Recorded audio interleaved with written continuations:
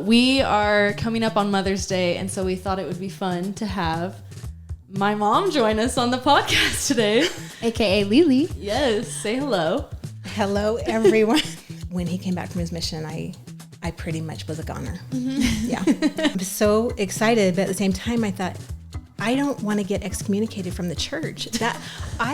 That day when Corey proposed to me, also we had to shake on it. We couldn't kiss because I was a missionary. So it was a handshake in the MTC. Yes, I will marry you. Handshake. Hi. Hey, it's Sarah and Lo Beeston, Your Fairly Odd Sisters. Woo! Yeah. Please don't make me do it again. Okay, welcome back to the Fairly Odd Sisters. We have a very, very special guest today. We are coming up on Mother's Day, and so we thought it would be fun to have my mom join us on the podcast today. AKA Leelee. Yes, say hello. Hello, everyone. I can't believe I'm sitting here with Sarah and Lo. I've come to know them as this, but Lauren is my little Lauren too. So, but I love that I'm here with you guys today. We're so happy that you can come on the pod.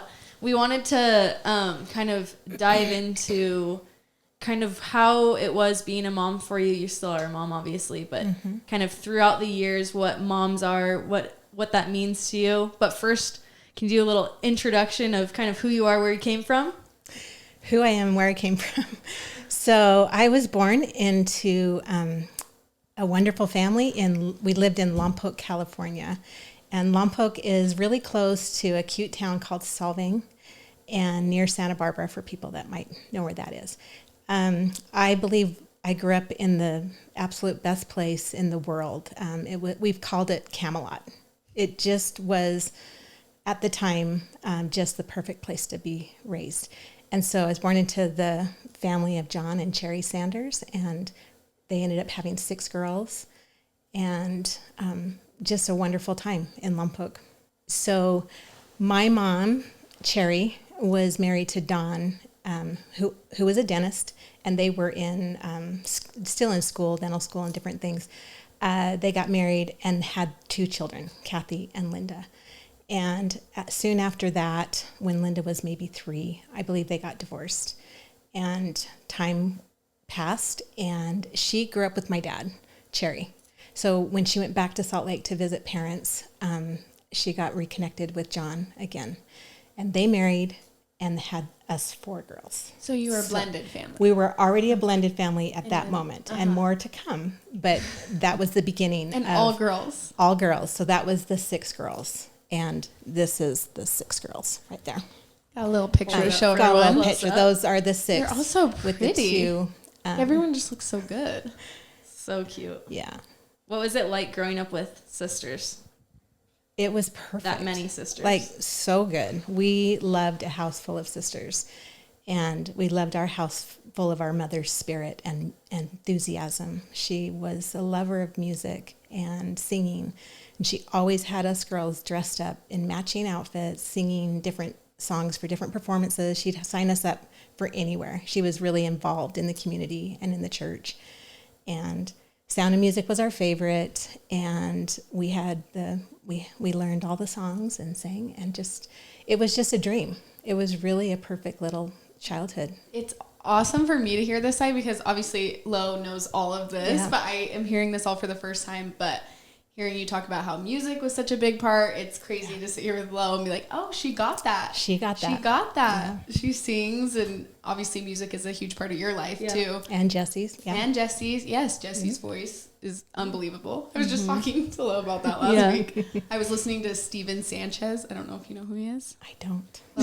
Sing a line. I would never fall in love again I know him. until I fall. Yes, I knew if she started singing. I know him. I just don't know names and music like that. Yes, him and Jesse sound pretty similar. He came out with an album and it I really gotta reminded me of Jesse. Anyway, continue. I think it's cool that music even then was a huge music part. has always been. We were always gathered around the piano singing with our mother and singing at church and singing at bazaars and singing at performances around town. I don't even know.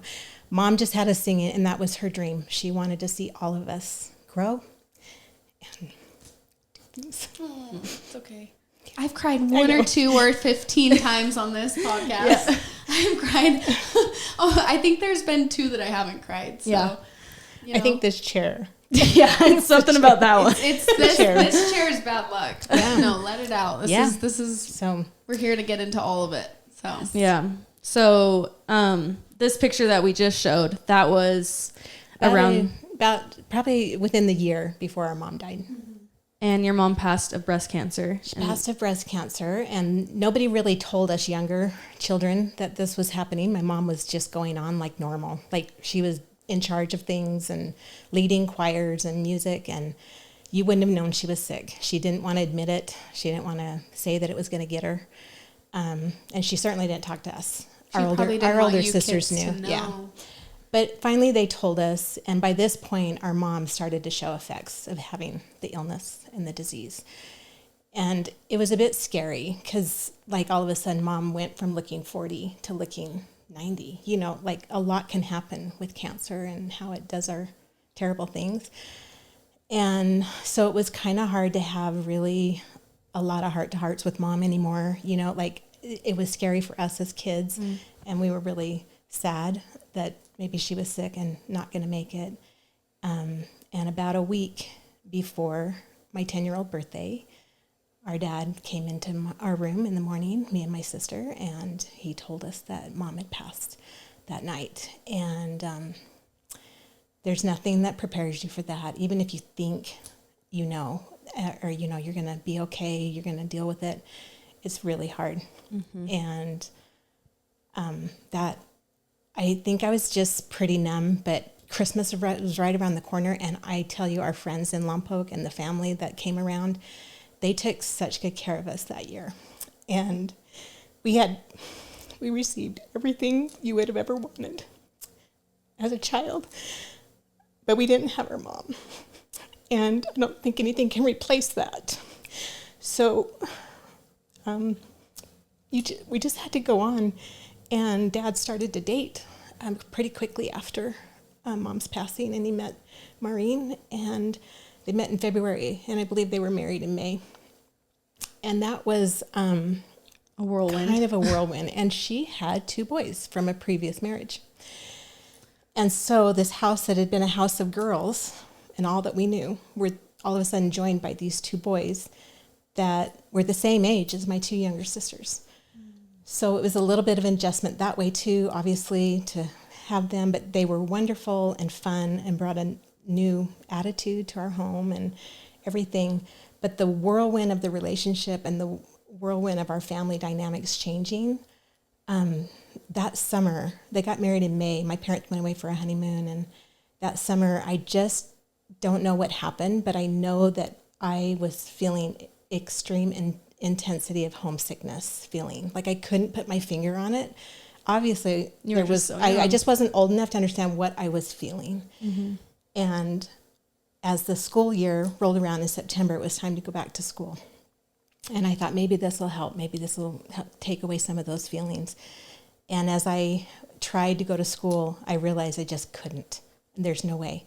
So I told the siblings that I walked to the bus stop with were all younger than me.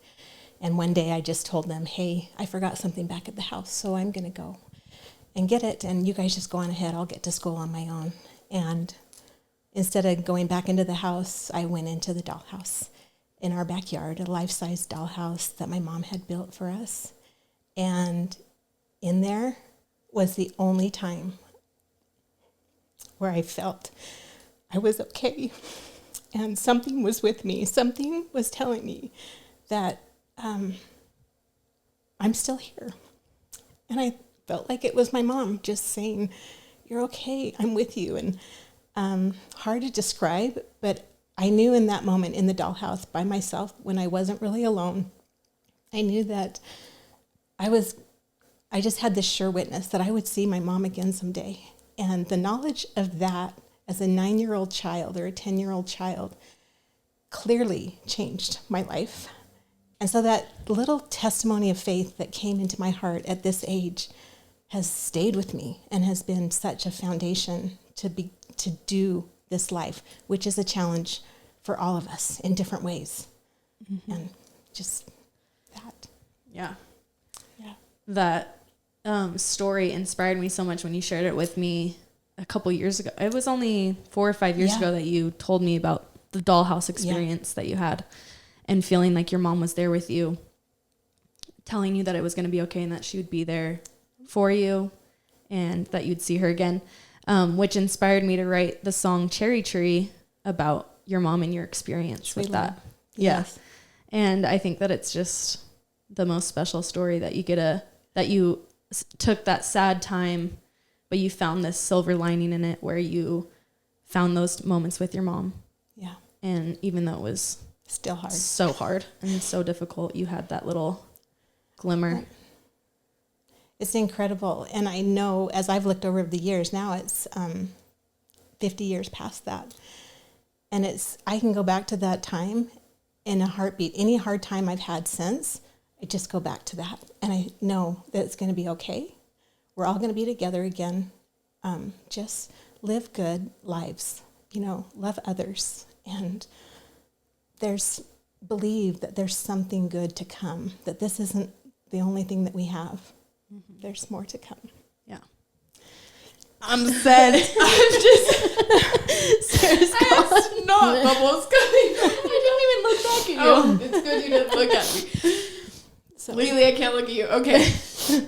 Now that I can actually form a word out of my mouth, I just think it's so special that you have that experience where you're able to feel that, just because it's rare. I think a lot of people that don't believe that there's something after this, they go through it blind. They just go through life blind, and it's just this dark thing. But for you to know that at that age and then be able to look at that through the rest of your life whenever you were struggling as a teenager or through motherhood and raising kids, and I think it's just really cool that you can just look back and pull from that. So as hard as that was, like, you took that and that probably like made you the person that you are today. Like, without that tragedy, you wouldn't have been maybe like this.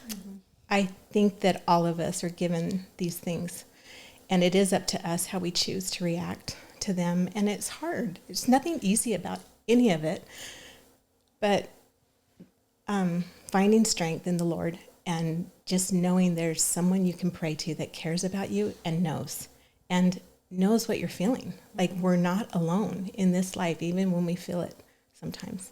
And so it's really been a huge blessing to me, and I hope to others.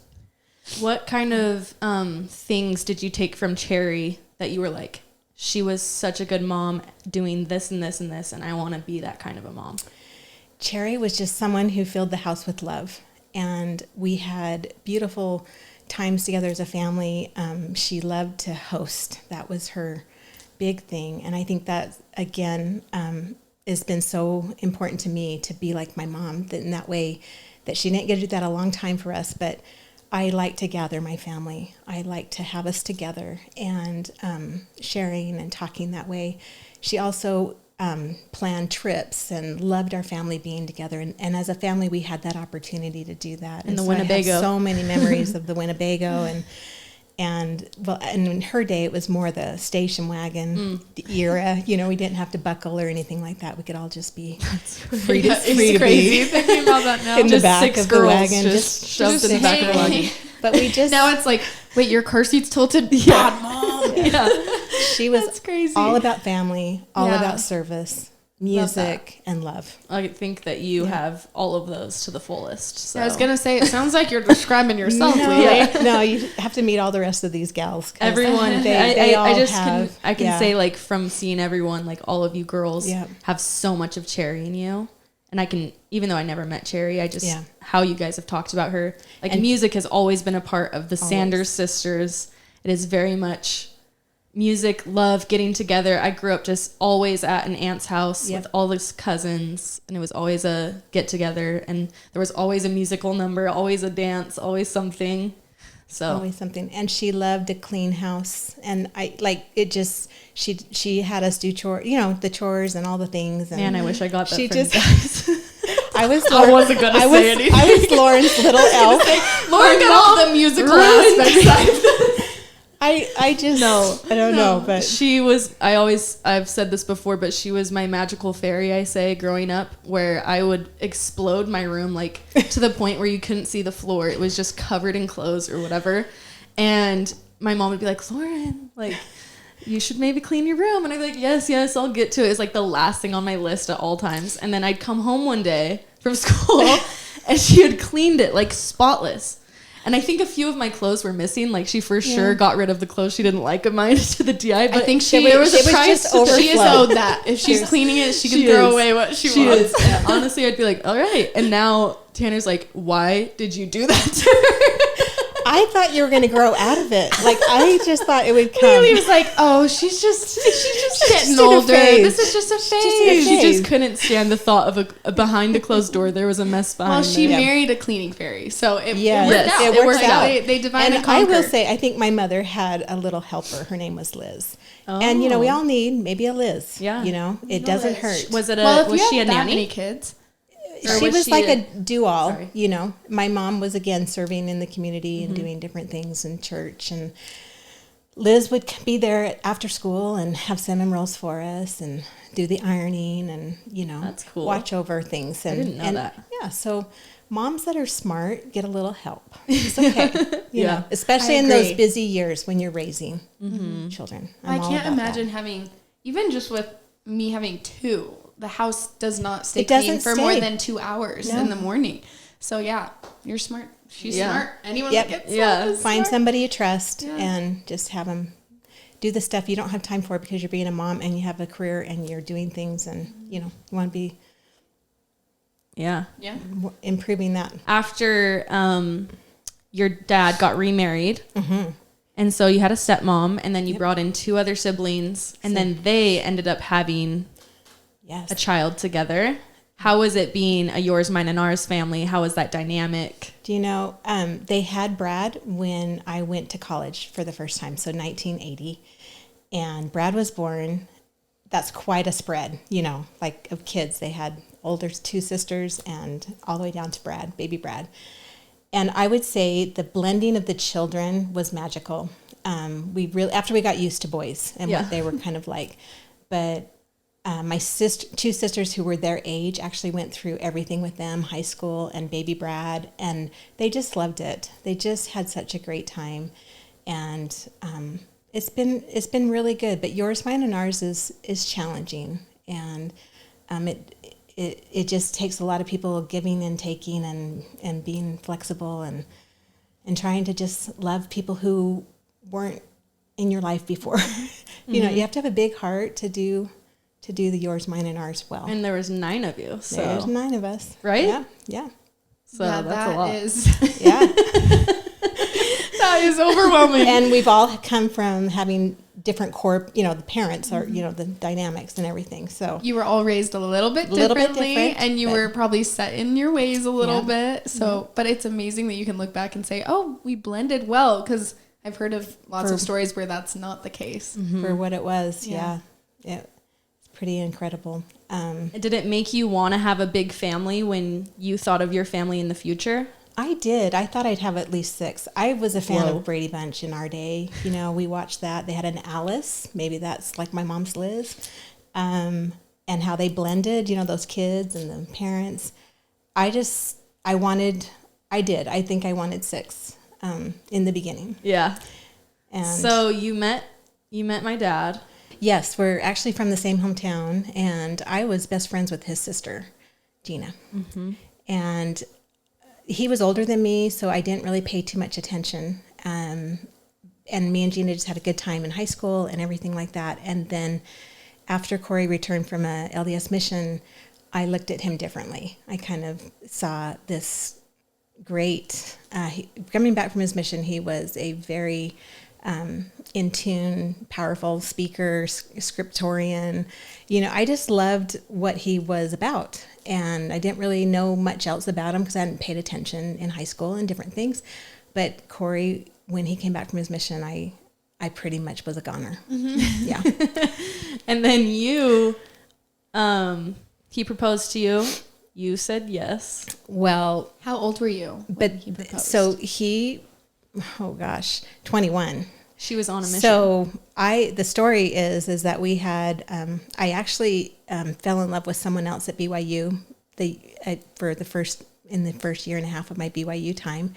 And it didn't work out. It was a kind breakup. It was a really good thing, but it just wasn't going to be the right situation for me and for him. And I was really sad, crying. And Gina said, oh my gosh, I can't have this. I need to have Corey call Leelee because she'll make him laugh. No, he'll make her laugh.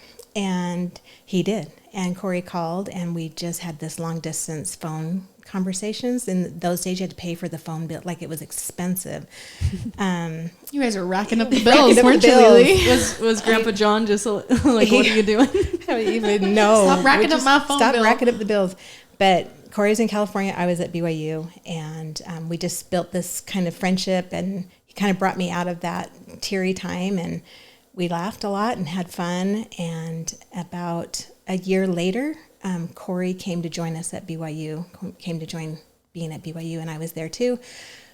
But BYU was kind of like a candy store to Corey. Like all of a sudden, there's so many million girls that are his age. Little Lompoc didn't have that, and he wasn't sure how to take that all in. Mm-hmm. And during that time, my bishop suggested that I think about a mission. And I thought, where's this coming from? I have never really thought about going on a mission as a young lady. I began to think about that and contemplate it and think, if Corey's not going to propose, then maybe this is a good thing for me to do right now. I'm going to break in my education and I'll go on this mission. So I received my mission call to Costa Rica.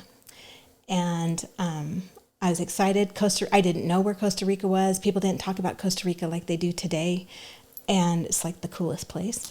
But I didn't know. And so we went back and forth. Corey kept kind of saying, maybe I'm in love with you. I want to marry you. But no, now I need to stay and go to school and you go on your mission. Kind of those conversations kept going back and forth, all the way up until January of 1984, when it was the coldest winter of Utah's history, I believe. The day I went in, it was so, so cold. And Corey was with me and my sister and her husband. And I think that was it. Went in, said goodbye, and I cried buckets. I felt that same hope and sickness thing that I had felt years earlier when my mom passed.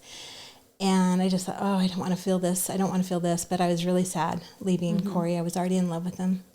And it was what it was. And so I went into the MTC, but the whole time I was still missing Corey terribly. But I had no idea what he was up to. Well, it turns out he kind of rethought things again, and that's what led up to a week before I was leaving the MTC. I was upstairs in our rooms where we were, and it was the last Sunday, and a sister missionary ran upstairs and said, "Hey, your cousin's downstairs. They want to say goodbye to you." And so I got ready and went downstairs, and I was chatting with my cousin Jeff Warren, and all I remember at that moment is that even though there were 1,000 missionaries on the ground foyer area, I looked at the front door, and in marched Corey and my future brother-in-law, Dale. And I thought, what is happening? I mean, I had no idea that he was considering this at all. But I knew when I saw him at the front door of the MTC that he was coming for one reason, and that was to propose to me. Everybody disappeared. I don't know where everybody went. I guess they watched me. I don't know. But he and I sat down at a bench in the foyer, and Corey asked if he could marry me. And what did you think? I just thought, of course, I've been waiting for this. Why did you let me go? Kind of thing. And I'm so excited, but at the same time, I thought, I don't want to get excommunicated from the church. That I had a mission call. Pretty soon, it leaked out to the zone group that I was with. They all treated me like I was an AA member, and sat me down and just kind of said, good things. They just wanted me to go. They wanted me to go on the mission with them. We had been preparing together, and they loved me, and it was all good. But I knew in my heart, I already loved Corey, and I was going to be going. I knew if I was. And you're also thinking, if I don't say yes, he's going to take another look at the candy shop. Who knows? I don't know. But I thought this really meant that he saw in us that he couldn't live without me, that this is a good thing. Like all the good things in my heart, I was like, oh my gosh, I can't believe it's happening. Well, it took a whole week of interviews and things like that. And then finally, the day before my zone was going to fly away to Costa Rica, I was released.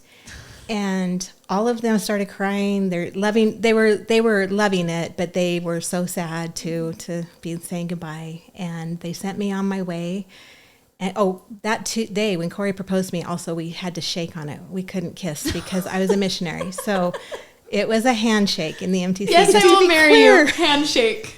Just to be clear. There's a rule when you're a missionary, you're not allowed to kiss or hug. Right. And so there was none of that. Just none of that. Just shaking the hand. Just shaking the hand. I think Corey and Dale It's a hugged. deal. Yeah. That's really funny. Dale was really excited.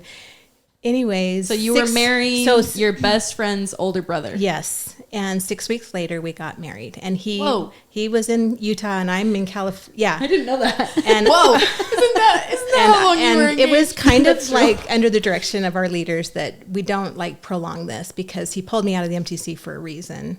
It's like, you better not do this for nothing. Like, don't do this for anything. Because she had a mission call. And so it was very memorable, and it was so extraordinary to go through that. And if there are any other people that have been proposed to in the MTC, let us know. But that's really funny. It was pretty unique, and it's been a fun thing to look back on. So then you became a mom shortly after you guys got married. We got married in April of 1984, and we had Lisa June of 85. So we did not have that couple time that goes along with newly married, and didn't even really know the first thing about becoming parents and everything. It is fast, but I have been so grateful that Lisa was born when she was born and has been there through all of this journey. My oldest has wisdom and discernment like nobody's business. She's always right. And she's just been there. And I think back to, had I waited 5 years or a few years anyways, I needed her to be the age she was when things didn't quite work out the way I wanted. Yeah. So you had us 3 in about 10 years. Yeah. In a 10-year span. You stayed working through us kids, but I had to work full time with Lisa for sure, because in those days it was very common to put your husband through school. And just kind of, my thought was, I'm going to put him through an education process, and then one day I'll be a stay-at-home mom, and I'll get to be with my kids and enjoy that time. But I'm going to do this service for him now. Didn't really think about my plans, and that wasn't really discussed or talked about, unfortunately. But so I did work full time. Have to leave Lisa every day. Terrible, hard, in those young years. But we left school when Jesse was 2 months old, and Corey had his master's degree, undergrad and master's degree behind him. And we thought we were on our way. Okay. So then when I was around, so we moved to California when Jesse was really little, right after he was born. We all went to California, and we stayed in California for a couple of years. And then we went to Arizona. And 2 years after moving to Arizona, Lauren was born. And she's our only Arizona baby. Jesse and Lisa are Utah. And that's for the first time I feel like I started to get to be more of a mom. I wasn't leaving you guys all the time, but I still worked part-time. Worked at the Albertsons grocery store as a produce. I loved Albertsons. I just love it. I loved Albertsons. I learned how to cut watermelon. Yeah. I made like 50 watermelon boats every morning for people. That's wild. It's crazy. So I just did part-time stuff to get insurance, because I did have difficult births, C-section. So getting ready for Lauren's birth, I knew it was a C-section, and it was great. Yeah. So, but after that, both Dad was working from home a lot, so Lauren got to see Corey a lot during those years, her young years. Which was great, and I worked part-time, but definitely felt like we had our family. There were the 3, and I knew I wasn't going to have any more. Was it because of your births, or because you just felt? I knew in my heart I wanted to have more, but in the situation I was finding myself more and more left alone and difficult things, I knew it was best to just have the 3. Yeah. So kind of broke my heart in that moment. But then I was like, well, these are 3 great kids. What more do you need? You know, it's just great to have healthy, beautiful children. So.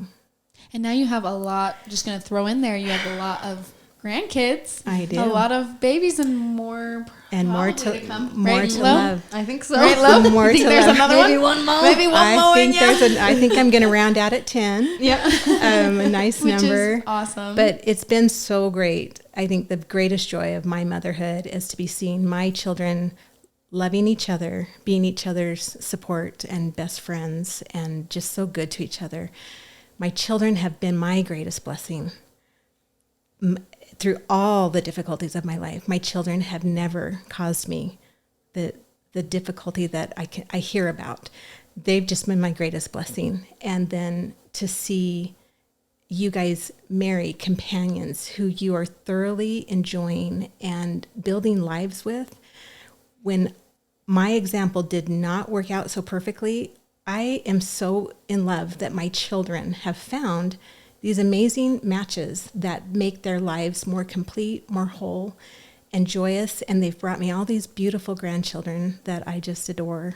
And I think there can be no better gift than that. Yeah. That's so sweet. How does that make Yeah. you feel, Lo? It makes me so happy because, well, I already know that because I can just tell just how you are, and you never take for granted like being with the kids, and you always are the first person to be like, let me take the kids and you guys have the weekend, even though you're working full time and you have the busiest life. Any free second that you have, you're serving somebody, or you're helping one of us, or you're taking the kids, or it's just in your DNA to be a server and a lover, and it's there. And I wish I could do more. Like, it's been my lot in life for a while to be a full-time worker since about 20 years ago. I think you're too hard on yourself. I think you are doing the most. Yes, really. you are. That's a challenge, but my kids always make me feel so loved, and they've always been so supportive, all of them. And so I am the one that's blessed. And we just, I will say that if anyone is out there and facing single life with children, you know, motherhood, that's not an easy lot. But you just find what you love, find what you are good at. And I've been blessed to have amazing jobs that have brought out my strengths and brought me around good people. No matter what job it's been, I've had amazing opportunities. And even though I wasn't prepared, because I was really the one putting Corey through school, and I didn't finish my degree. So I've really had to learn through the just the workaday world experience and find out what my strengths are. And I'm so grateful there's been opportunities. So don't give up. There are things out there for you to make it through. Yeah, I'm sure that'd be nice to hear for people going through that. So can you touch on, I've mentioned before kind of your experience on when you found out about Dad and when you decided that it was time for you guys to get a divorce. Yeah. Do you want to touch on any of that in your experience with feeling like your mom was there to help guide you through that? Sure. So the last 4 years of my marriage were, so we were married almost 20 years. And the last 4 years were extremely rough. I felt very disconnected. He wasn't coming home a lot. And I just knew something wasn't right, but I also prayed really hard that I would know that what can I do? Because it wasn't like I could change everything, but what did I need to do? And I really feel like inside I was given the information that helped strengthen me for what was to come. And for those 4 years, other family members were kind of thinking things and saying things, but it was hard to believe anything other than I'm in this marriage. I love this man. We have a temple marriage. Things are going to work out. You know, it can't be all that bad. And there was a night that I believe it was in 2003, just woken up early in the morning and by a voice that was in my room, you know, and you hear voices, people, I mean, it's just like it was like a command. And it was, you need to go to Park City and you need to be there at 8:00. And I thought, okay, what was that? And then I rolled over and went back to sleep because it was really early. And I heard it again, and it was so clear and so powerful and strong, and it seemed familiar. And I could only think, this is my mom. My mom's talking to me. I've got to go to Park City tonight. And I don't know why, but in my mind, I thought, I called my sister, and I said, can you go with me? And I've got to go to Park City. And she said, I can't. I was her real estate agent. She goes, we have a home inspection tonight. And I said, oh my gosh, I forgot. I can't be there to do that. I've got to go to Park City. So I hung up with her, called my dear friend, Tony. And I said, Tony, can you go to Park City with me? I have to be there at 8:00 tonight. She goes, yes. She'll gladly do it. And I changed my schedule, got everybody situated, the kids. And then Tony called me back and she said, my husband's coming home early from a trip. He's going to go with us. So we got in the car. We drove up to Park City, and I knew nothing about Park City. I didn't know where Corey worked or anything. I just knew I had to be there. And I told my friends, if we see his car in the parking lot, everything's fine, and we can go to dinner and then just go back home. Everything's fine. That's all I need to see, because in the behaviors leading up to this night, he would often call me and say, I'm going to just stay in Park City. I'm going to sleep at the office. And so there were excuses and stories. And for me, in my little naive mind and trusting mind, that we would find his car, because he always told me he was there.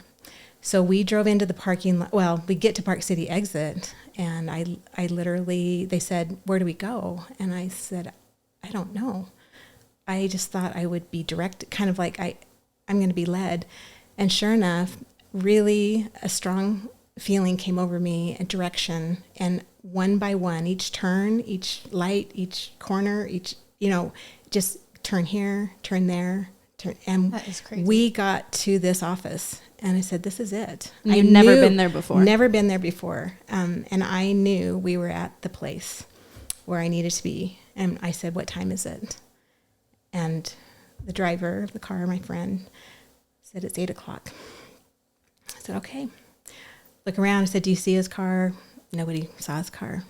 Turned around. We were going to leave the parking lot. We just didn't know what else to do. And then my friend Randy said, duck now. Like, he was in a car with, what are those, tinted windows? Yeah. But he just said, duck. And I said, what is it? And he said, it's Corey, and he's with someone. You need to stay down. And he didn't want me to see that. And so I said, okay, well, I'll, tell me when or whatever. And I was pretty upset already. But they circled the parking lot. They watched him, and he dropped off his girlfriend. I didn't know it was a girlfriend, but the girlfriend. She went into the restaurant, and Corey went into the office building. And when he went into the office building, my phone rang. And my heart just sank, because every night I had received a phone call like this, telling me I'm not coming home. I'm going to stay at the everything office. Together, rethinking everything. Because I was there at that time, and somebody was driving, not me, not a sister, nobody emotional, just put us in a frame of reference to be able to see this story play out the way it needed to, for me to know what was happening in my marriage. And they grabbed my phone. They wouldn't let me answer it. They said, if you answer your phone, he's going to know you're hysterical and you're not okay. You can't. So he left a message, and he said, sure enough, I'm going to stay at the office tonight. And don't worry about, waiting up. He came back down out of the office, and then he went to the restaurant, which was located in the office parking lot. And that's where the two of them were meeting. Well, they had already been together, that day. And they were having a nice, lovely dinner. When I got my wits about me, I already was overcome with the Spirit. And the Spirit to me is very close to my heart. And it was guiding and directing me that day. I had to know the truth. I had not known the truth in my life for 20 years. And nobody should live that way. So I knew at this time I should walk into the restaurant and just greet them. They had no idea. Did you do it? Yes. And so I walked into the restaurant. This. I'm on the edge of my bench. Keep going. I'm so sorry. This is a terrible thing. It's terrible, but it's been years, so we can talk about this. Yes. It's still hard. No, this is terrible. But so I walked into the restaurant, and I just stood right in front of Corey and this woman.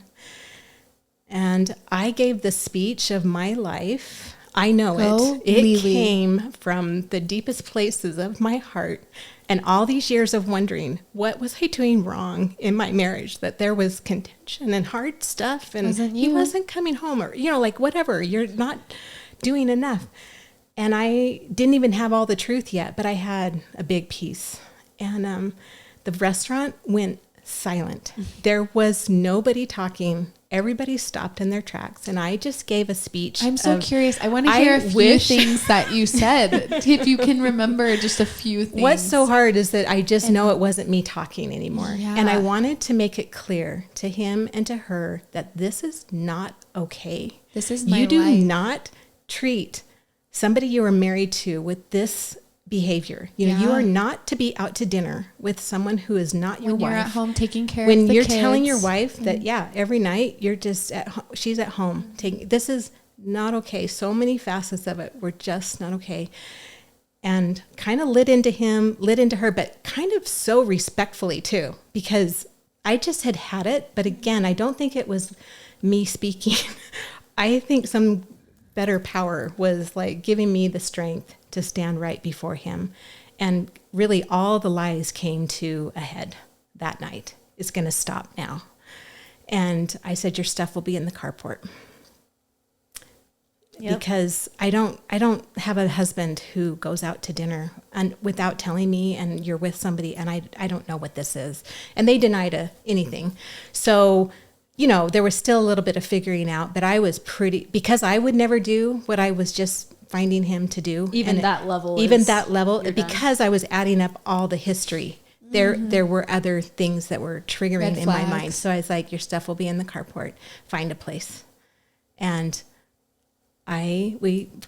we talked for a little bit, but then I drove home with my friends, and Lauren shared her experience on the other end. Of course, I couldn't share with Lauren what was happening, but all the details. But I know all the details. But our lives changed in that moment. So where did you go from that? You realized, okay, I have to find a new place to live. We're gonna have to share. What was that like? You had to find a new job too. A new job. Because it wasn't everything in my life changed in that moment. I drove home and I thought, Heavenly Father, I don't have a job that's going to be able to provide. We're going to lose our home if we get a divorce. My children, how are they going to be okay? Lisa's going off to college.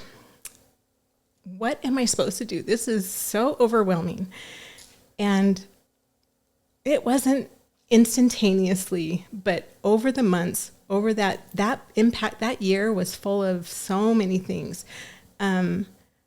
I was guided step by step. This is what's going to happen. This is where you need to go. This is the job you need to have. And it was still hard work on my end too. But the only way you can get through something like that is with your faith. I honestly want to tell you that it was listening to that voice that could help me understand things will be okay. Not yet. Not yet. I cried for 2 years. I couldn't go anywhere or anything without I loved him so much, and I had believed in our marriage so much. And I wanted nothing more than our family to be an intact unit and beautiful unit at that. And so I say to any of you that are in marriages now or contemplating marriage, choose wisely and treat kindly. And then keep trust, loyalty, commitment, and love first and foremost as you go through life, because marriage, it's a valuable thing, and I want to be sharing this part of my life with someone who's enjoying our beautiful extended family now. All these wonderful children to love. I get more love. I mean, I get them all to myself, but having someone by my side would be so thrilling, especially sharing the history. That's what I mean. Like, that history is something you can't replace. Mm-hmm. So you really have a chance to get marriage right. Mm-hmm. Hopefully one time. Yeah. Can I just... Somebody needs to marry this woman. I'm just going to say it. We need to get her on the Golden Bachelorette. Somebody. I know somebody out there has a wonderful stepdad, man out there, because Leelee is one of the best people that I know, and I've only got to know you for because you guys were in Hawaii a lot Yeah. of the time, and then you have been able to come here, so it's been great. I just love Leelee, so please. So We need to find her somebody submit great. but the amazing thing people is in we here. have been taken care of, and Yes, jobs yeah. have come my way that have answered prayers, and I feel so grateful. And somehow this crazy little life of mine, the other day I said to Jesse, I have this crazy life. And he goes, Mom, you have a great life. I said, you're right. Of course it is. It's great. And what else do we really need? If you have relationships, you have your faith, and you trust God, Yeah. you'll be okay. Yeah, and from what you're just, you can see your strength through all of your kids too, like you were saying, and all of your kids are so close. Yeah. The fact that So they're all close. so bonded, they have their own families, that's definitely because of you. Like that is 100% from you. Maybe Grandma Cherry too. And Grandma, I think it just comes down the line, and like when Lo talks about her childhood, she only says good things, and she only has good things to say about you. And I know that all of your kids feel the same way. Well, I have great kids, and that's just not been, I'm so grateful for that. Just count my blessings.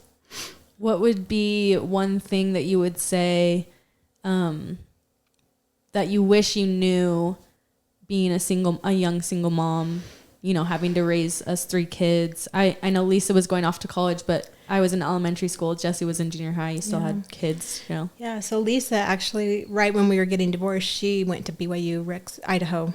Sorry, it wasn't that. It was Rexburg. What? Yeah. BYU, Ricks Idaho. College. It was I don't Ricks know. College. Yeah, Ricks one College. of those. Yeah. She Went to went school there in and Idaho. she met Ace right away within 2 weeks.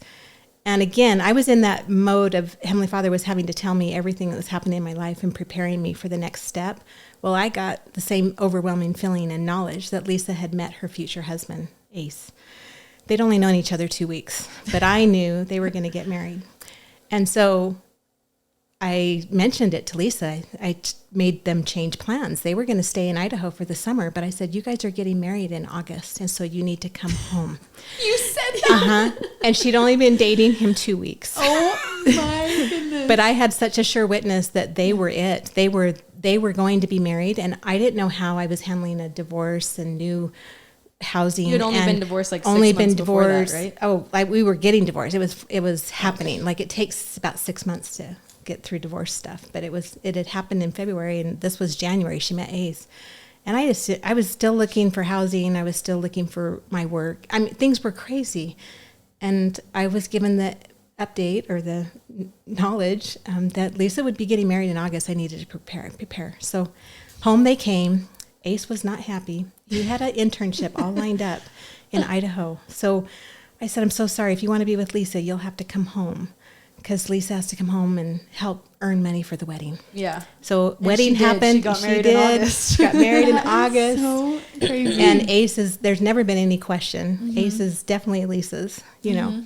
And I think I don't know, back to just a single mom, I had to be okay with the fact that I couldn't do it all.